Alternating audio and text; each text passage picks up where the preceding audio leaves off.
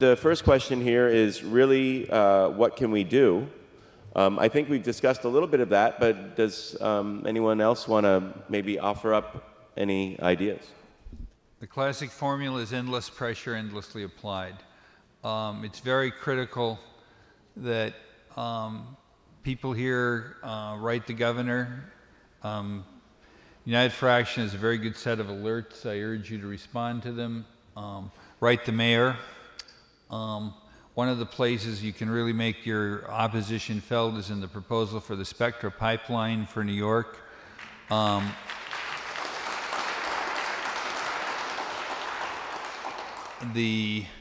basically just stress the fact that, you know, there's a lot of myth out there and that the reality is far different. And that the mayor is very proud of his work in public health, and the mayor is very proud of his work on sustainability. Stress there's no true sustainability in relying on fossil fuel, and state that an administration known for its accomplishments in public health should not be approving a pipeline that does not analyze the radon implications for city. May I add something? Yes, write to the governor a lot, but also contact all of your legislators, because we know that there are many bills. I think there are around 20-some bills, and actually there's a hearing in Albany, as David mentioned, tomorrow in the Senate that's going to be discussing, I think, 19 of those bills. And as I understand it, not one bill to regulate hydrofracking in New York State has been passed in the past 4 years, and it's time for that to change. So all of the legislators have to be contacted regularly by all of us. People of New York City do not understand that their water may be compromised by fracking. How will this happen? Please address. Well, actually, one of the good news of these debates and one of the accomplishments that everyone in this audience should take a bow for is that the watershed has been placed off limits for fracking. Now, there's some small footnotes to this, which is the state is not actually providing proper buffer zones for our water infrastructure, and there's certain kinds of gas exploitation that are supposedly non-fracking they're considering. But the best thing we can do on this is to essentially urge the mayor to stand firm. Now, what would happen if fracking went into the watershed?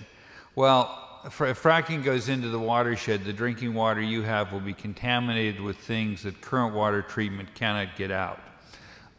They use over 400 chemicals in gas fracking. Gas fracking also tears up the landscape so that it erodes, puts sediment into the stream corridors. So it's very critical that we want an exemption for the watershed for fracking. We need to do the same thing for the Delaware River Basin in Pennsylvania. But the landscape damage fracking does destroys the hydrological characteristics of a landscape and puts enormous amounts of pollutants into the water, into the groundwater. So it's very urgent that we preserve this victory. Thank you. Very good. Excellent. Thank you. This is for Deborah Rogers. Is there any paper or website where we can find the points and the data referenced in your presentation? Any pieces you've written that we can find via the internet or library? Absolutely. I've got a website called Energy Policy Forum. Most of the things I talked about tonight are fleshed out in much greater detail. Just go into the archives and you can pull up all sorts of information. It's Energy Policy Forum, all run together.com. Very good. Okay, another question for Deborah. Do you think Chesapeake Energy is positioning itself to sell its business to China? If Japanese, so, actually. The Japanese, and if so, what are the implications? You know, that was interesting because McClendon came out a few weeks ago and made the most extraordinary statement. I thought if I was a shareholder, which I'm not, I would be really upset. He basically got a bit stroppy and said, I want the assets of Chesapeake to be owned by shareholders who think gas is going to $10 rather than $0. And, but what I think is really going to happen with Chesapeake, particularly in view of what happened last week with the $1.1 billion in unreported loans, I think you will see a lot of shareholder pressure. Just in the last year, Chesapeake stock has declined by about 40%. And it'll be interesting to see whether McClendon and even the board can stay on. Some analysts have actually come out in the last 2 days and called for their resignations. So my crystal ball, which is for whatever it's worth, is that you have these large majors coming in to buy up the shale gas assets, and ExxonMobil has already announced that they will deliberately keep producing in order to keep and that will inevitably keep the price of gas low. That will drive some of these large independents, such as Range and so forth, probably, into their arms, and or they will probably declare bankruptcy in some cases, and the majors will then have an opportunity to cherry pick the assets going forward. So I kind of feel like we've bought a bit of time here, but we need to act now as far as moving forward with stopping shale gas. Great, thank you. It's a question, how can we implement poison my water, lose my vote strategy before Cuomo decides? I just want to field this, and because there's a lot of questions here about what can we do coming up. We are, United for Action is working with a number of different organizations, many of them here this evening, with a coalition called New Yorkers Against Fracking. It is a coalition to ban fracking here in New York State, and we are pushing ban legislation. That is what we are here to do. We don't think that this can be done safely. I encourage you to get involved on whatever level. I can encourage you to come to our rally. I encourage you to come tomorrow. We're working with groups all across the state. We have regional coordinators. We're building out a substantial movement. We're getting businesses involved. We're getting the real estate industry involved. We're getting religious groups and religious leaders. If you have any connections within your community, I encourage you to start speaking up now and speaking to your friends and reaching out to people. There is a movement afoot. It is profound. We had over 600 people here tonight. I don't think that probably would have happened maybe a year or two ago. However, this issue is on the minds of New Yorkers. There is much that we can do. Work with other organizations. There are a lot of other organizations here, Riverkeeper, NRDC, other groups here that are working on this issue, aside from just us. And there are so many ways to engage to stop this process. Al. Yeah, one of the things I want to give an accent to David is when you sit in an audience like this, it's very difficult for you to envision how you can be helpful. But the right advice is get involved. And if you get involved, you will see connections and people find ways. I mean, I know this process sounds a little bit like magic, but politics operates by strange kinds of osmosis. You get involved, you work with a group like this, they're going to find ways that you can make your voice heard. So I urge you to just take that starting point, make that leap of faith, get involved. Yeah, and I would just follow up by saying, it's one thing to say that this is really terrible and that should stop and how awful it is that that's happening. It's another thing to actually do something. And the great thing about doing something is then your words become realized. You become realized as an individual. What you say is true. You actually say something is bad and it should stop. And then you actually do things that are consistent with what you're saying. And in this world, actions consistent with words are in short supply. And I encourage you to stand with a lot of folks who are standing with their words and taking action.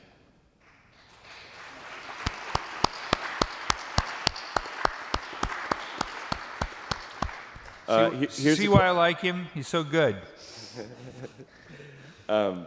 Here's a question for Deborah or Jeanette. Can you please clarify why U.S. gas prices are not tied to oil prices as they are in international...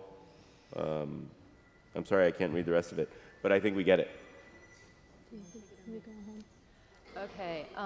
First of all, in the past, you couldn't transport natural gas It wasn't until they figured out a process, which is LNG, liquefied natural gas, which enables us to transport it. So our price for domestic gas in this country is called the Henry Hub price. And it is currently at about $1.85, 86 as of yesterday. In China, as we speak, because their price of natural gas is indexed to the price of crude, which Jeanette touched on earlier, they are currently paying per MCF, while we're paying $1.86, they are currently paying $16. The spreads are enormous. That's why the majors want to get their hands on any sort of natural gas, any place on the globe at the moment. These prices will probably only continue to rise in Europe and Asia because they are indexed to crude. I mean, if you think, let's extrapolate out 30 years, how many of you think crude prices will be what they are today 30 years from now? Okay, so natural gas is almost certainly going to rise exponentially in price. We can, if they could get if they had the export capabilities right now as we speak, which they don't, but they will be in place. The first permit went through last week for the Sabine Pass terminal down in my neck of the woods between Texas and Louisiana in the Gulf. There's 7 more permits at the DOE, and they've already committed 20% of our natural gas to be for exportation just in these first permits. But once they can export it, but let's just go back. If they could do it right this moment, just to give you an idea of the spreads and how lucrative they are, they could extract it, pipe it, refine it, and ship it to Asia right now for $9 and get paid $16. That is a very lucrative spread. So you can see where the problem lies. Great, thank you. Want to, this is a question for Jeanette. Jeanette, where do you get your information from on jobs? Well, I have various information on jobs in my presentation, but if you're talking about actual data, when I'm comparing publicly available data, I use either County Business Patterns or the Bureau of Labor Statistics, and sometimes the Pennsylvania State Labor Department. It's called Department of Industry and Labor in Pennsylvania. And poverty number, jobs. Poverty numbers, though, come from the USDA. Very good. Thank you. It's a question for Al.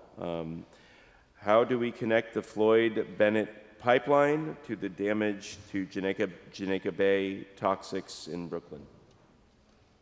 Well, obviously putting a pipeline through Jamaica Bay is a bad idea. Putting a gas compressor station in a national park is a terrible idea. Clearly this has been a kind of hidden subplot of the whole Spectra Pipeline issue, and there needs to be some pressure put on the National Park Service and on the Army Corps of Engineers for the dredge and fill permit to do the proper EIS. But these are both very bad ideas. Do you want to, how many people know what this is, the Floyd-Bennett Field?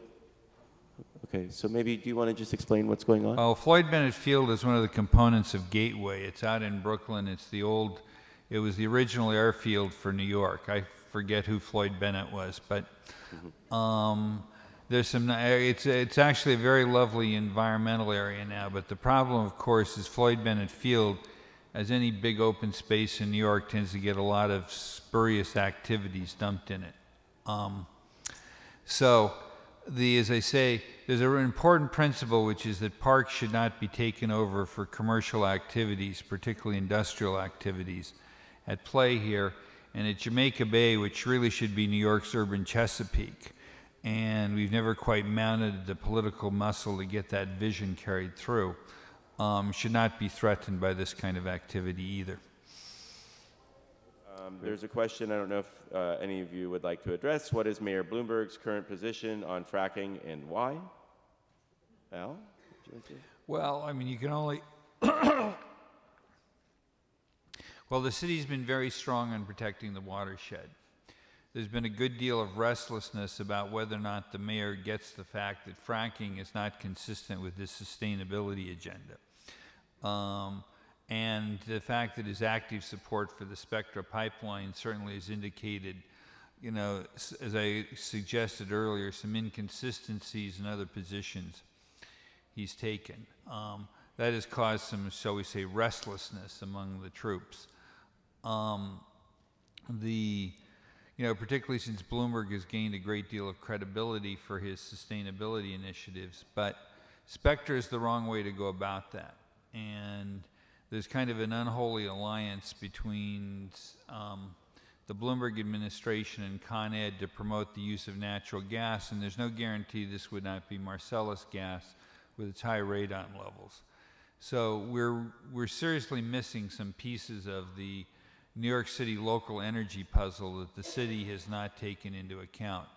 The city has an agenda of reducing reducing carbon emissions 30% by the year of 2030. It's my personal view that this is a very unambitious agenda, and that we should have an agenda that looks to force green energy.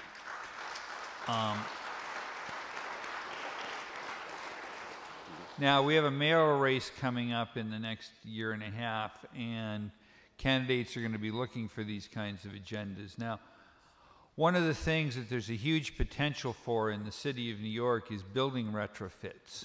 And if we're going to talk about jobs, that has a huge potential impact for us. So I would hope that as we kind of look down the road, we're talking about a mayoral election that will be fought around the issue of how we're going to finance converting the city to a carbon-free, urban island by, say, the year 2025. And the answer to that is to create our new building management industry in the city of New York.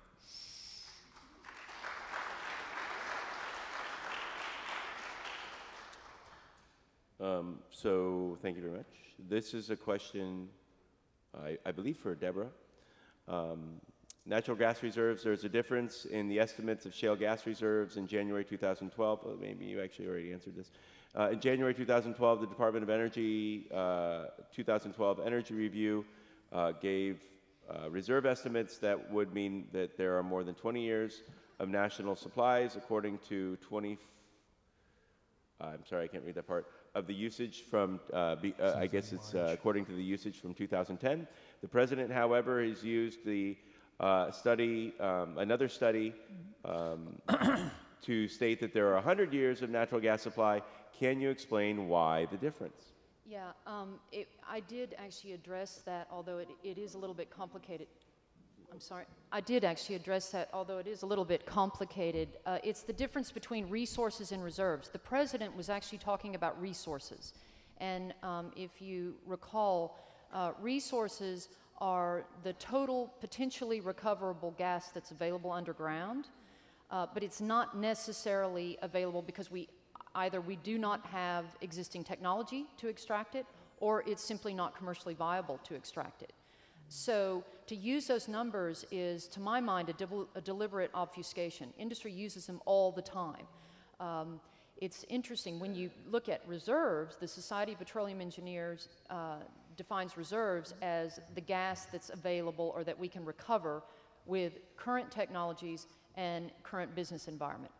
What's interesting about this whole 100 years of gas and resources versus reserves debate is that the USGS went in last August, they lowered the estimates for the Marcellus by 80%. The Department of Energy followed suit with their own estimates in January and lowered it 66%. And by the way, they also lowered natural gas estimates for the entire US by 40%. This is the Department of Energy. And interestingly enough, Poland was touted as the shale gas savior of Europe, and industry had given the Polish government their erroneous prior estimates. The USGS went in, did some work over the last year with the Polish government, and about a month ago, Poland announced that they were slashing their reserve estimates by 85%. So as you can see, industry tends to go in, give very exaggerated resource numbers, but when the geologists actually have a look at it and they bring it back down to reality and we look at reserve numbers, they are vastly different. May I add something there? Deborah just explained the most important part of it, but the calculation is actually done using reserves or resources, as Deborah explained, in the numerator, and the denominator is the amount of gas that we use in the United States per year. And I did a little bit of looking into this, and the number that President Obama has used was a 2010 consumption number, whereas in 2012, consumption per year is higher, so even the denominator would be higher, which also affects the number of years that we have of shale gas. You know, one of the things, if I lived in the Marcellus, that I would be jumping up and down and using constantly, and by the way, I've been in Albany and I did jump up and down on your behalf and use this constantly.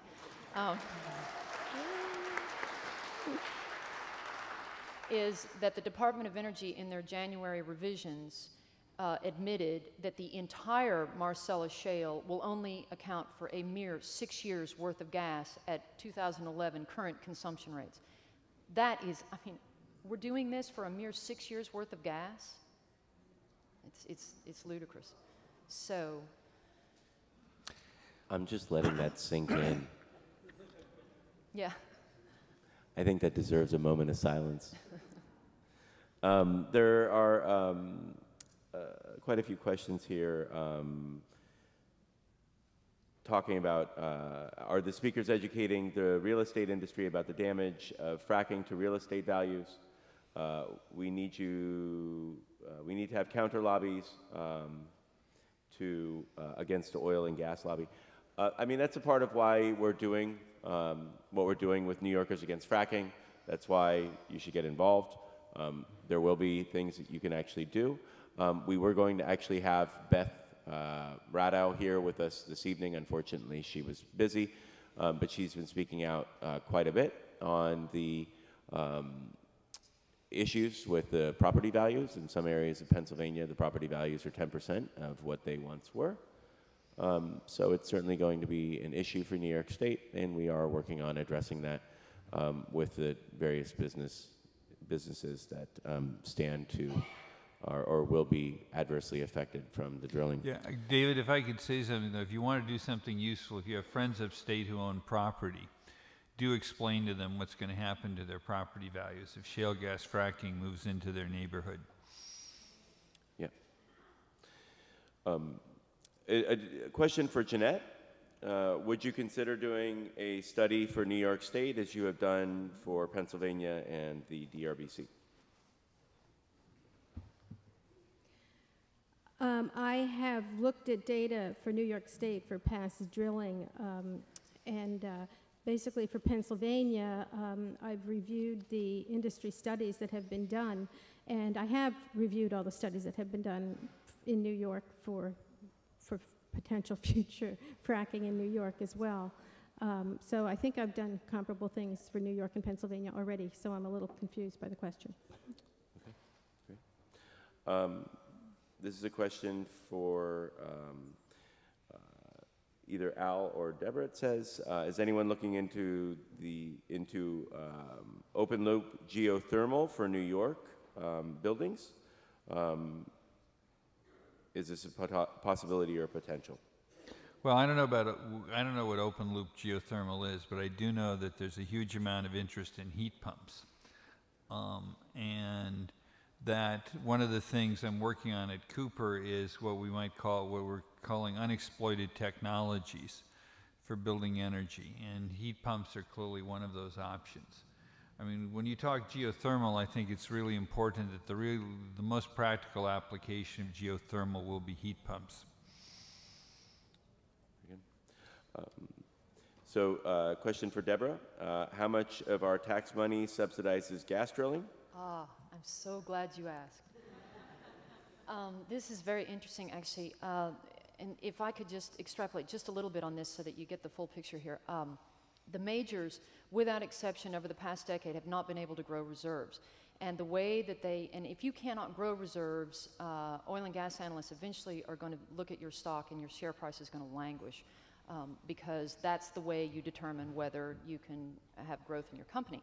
Okay, so they have not been able to grow reserves in over a decade. Now, they have been doing a very interesting thing in order to sort of obfuscate this picture as well. It's kind of accounting smoke and mirrors. They have been doing major share repurchase programs. And just to throw out some quick numbers, ExxonMobil just in 2011 spent $11.2 billion on share buybacks, okay? So when you buy back your shares, you have less shares out there, and then you can divide your earnings per share into a smaller number. It makes it look like your company's growing when in fact it's not, all right? So it's just accounting smoke and mirrors. However, they were able to spend $11.2 billion on share repurchase programs, and Rex Tillerson just sat in front of a Senate committee testifying just a few weeks ago because he was whinging, complaining about the fact that some lawmakers had said that, gee, we don't think we ought to be giving you $21 billion in federal tax incentives over the next decade. And he said, why not? Now, if you can afford to purchase $11 billion worth of your own shares back, in my opinion, you damn sure don't need $21 billion in federal tax incentives.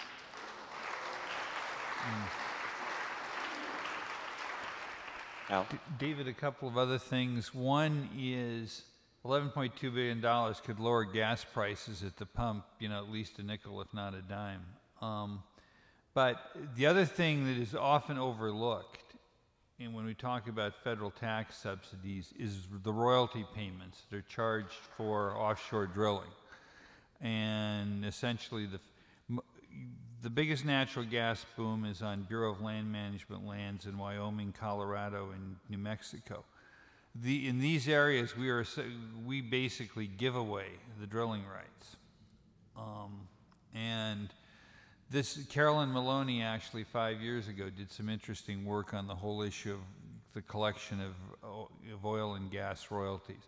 So that has to be added into the price of the public subsidy of gas and oil drilling too. That's right.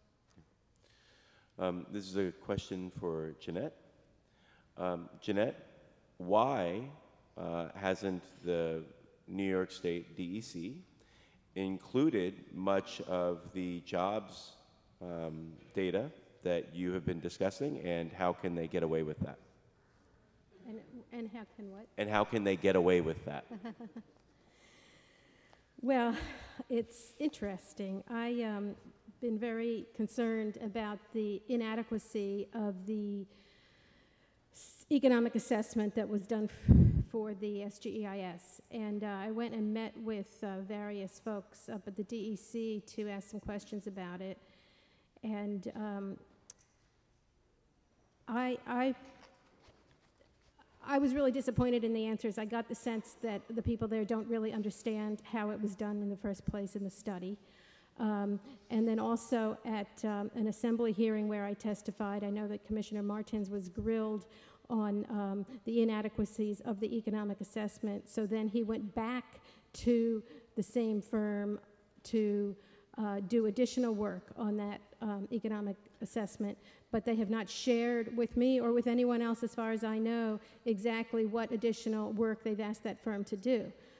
So it's very tough to know if they're really going to be trying to do a properly, a comprehensive study. Basically, they just massaged a lot of existing data and put out a lot of tables, but there wasn't a lot of detailed analysis done in the assessment. So I guess then the other question is, how can they get away with this? How can they get away with it? Mm-hmm. That I don't know. They just do it. All right. There you have it, folks. Your government at work. I did, one thing that one of the guys at DEC did say to me is that they don't have to have the public comment. Their lawyers informed them that they do not have to have the public comment on the new work done by the economic firm. And if there's any question, it'll get settled in court. That's what the guy told me. I'm always fascinated that the question for us isn't do we want this or not, but what do we want the regulations to be? Finally, I'm just going to take one last question. Thank you guys. You guys have been a really great audience. And I've been getting a lot of questions about two things. A, the Spectra Pipeline, and B, radon in the gas. Al, do you want to field those at all? Well, the Spectra Pipeline, you know, is the direct offshoot of the city's commitment to change out apartment houses from, you know, number 6 oil to natural gas. But the Spectra Pipeline is very oversized, and so there are lots of people who believe the Spectra Pipeline is really using this program as an excuse to set up an export program out of the harbor of New York City. Now, the radon issue. One of the things I learned when I moved here from Spokane is New Yorkers cook with natural gas. They don't cook on electric stoves. Now, all natural gas has radon in it because the shale, you know, the underground formations, particularly shale that it comes from, possess uranium. And radon is a breakdown product of uranium through a series of... Now, the gas we currently get comes from Louisiana and Texas. It takes 4 days to get up here, and it has a very low level of radon. So that now radon has a half-life, which means half the radon breaks down atomically in 3.8 days. So essentially, the gas coming up here has enough transit time to clear itself up. Now, the available data, and I stress the word available because quite frankly, there's not been a public health analysis that I think is, you know, of the rigor needed. The available data suggests that Marcellus gas has levels of radon 4 to 5 times that of the Texas gas we currently import. And the Marcellus gas would have a transit time to New York of no more than 10 hours, which would mean that you would not get any significant breakdown in terms of half-life. So that if you burn this gas in your stove, this gas is essentially going to vent into your environment. Because burning doesn't do anything to radon gas. So the question then, you know, and radon is actually in the United States the second biggest source after tobacco of lung cancer. So it seems to me, being, quote, a former commissioner and a responsible public health person, that what is desperately needed before we go ahead with Spectra is a really dispassionate airing by competent public health specialists of the radon issue. How much of the gas coming into Spectra would come from the Marcellus, because pipelines do mix gas? What would be the transit time, and what would be the kind of emissions the ordinary family would get using this gas, you know, as essentially a stove fuel? Great. Okay, so thank you so much, one and all, for coming tonight. If you can, pick up some literature on your way out the door. I'd like once again to thank our speakers. Thank you.